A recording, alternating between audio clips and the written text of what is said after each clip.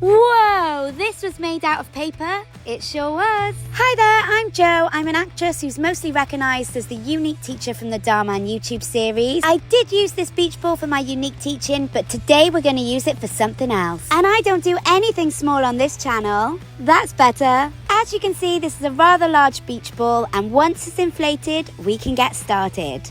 You are going to need a lot of paper, which we are going to tear into strips just like this. The technique we're going to use for today's creation is of course paper mache, so get tearing that paper. You can use newspaper or recycled paper or any type of paper that you have at hand. Once you think you have enough strips, you can put that to one side. Then it's time to make our glue mixture. I use 2 parts glue and 1 part cold water, and then you mix it all together just like this. Now it's about to get messy, so take precautions and put a tarp on the floor.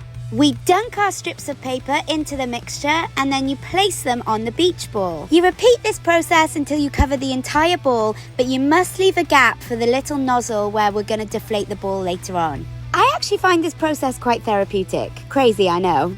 Be sure to layer your paper really well, as the more layers of paper mache you use, the stronger that your structure will be. This is definitely a long process. You can do it in sections, you can leave it overnight, and sometimes it can take a matter of days to dry. I don't like to let anything go to waste, so I always pour the final bit of glue over the top. One of my top tips when paper macheing something so large is to use a fan, as it will definitely speed up the process.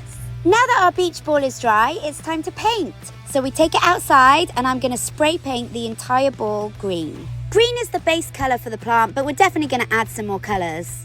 I really enjoy painting, and I'm pretty sure my neighbours thought I was crazy when I went down to the garage to do this.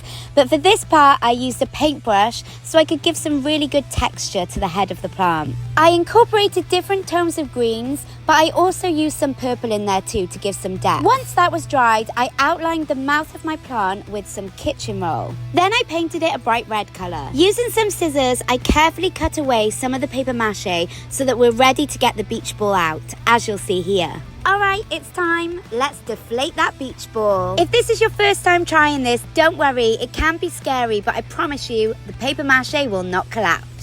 Once you feel that it's deflated enough, you can pull it out and you'll be left with this shape. Onto some more painting. We're going to pour some black paint into the mouth.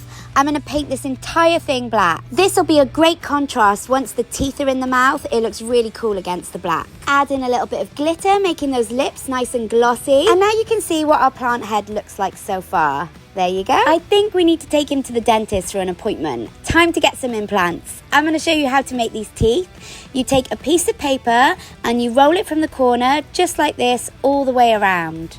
Taking my hot glue gun, I add some glue on the edge to secure the paper, and then I press it down. Voila! 1 dental implant, but we need to make several. We also need to paint them, so I mix a yellow and a white together to give a sort of off-white colour for the teeth. Now for the real dental work to begin. It's time for the surgery. Again, using my hot glue gun, that's how I glue the teeth into place. There really is no correct way to do this. You can do it any way you want. I like to do the teeth all the same size and the same on the top as the bottom. We are almost done. Now time to stage the plant. This is a plant pot that I purchased and I decorated with all sorts of leaves and vines. Let's bring in the head. Just place this on top of the plant pot. It should fit perfectly and you do not need to attach it. I like to keep it separate so that I can travel with it and take it to someone's party. Another nice touch is to add a garland on top.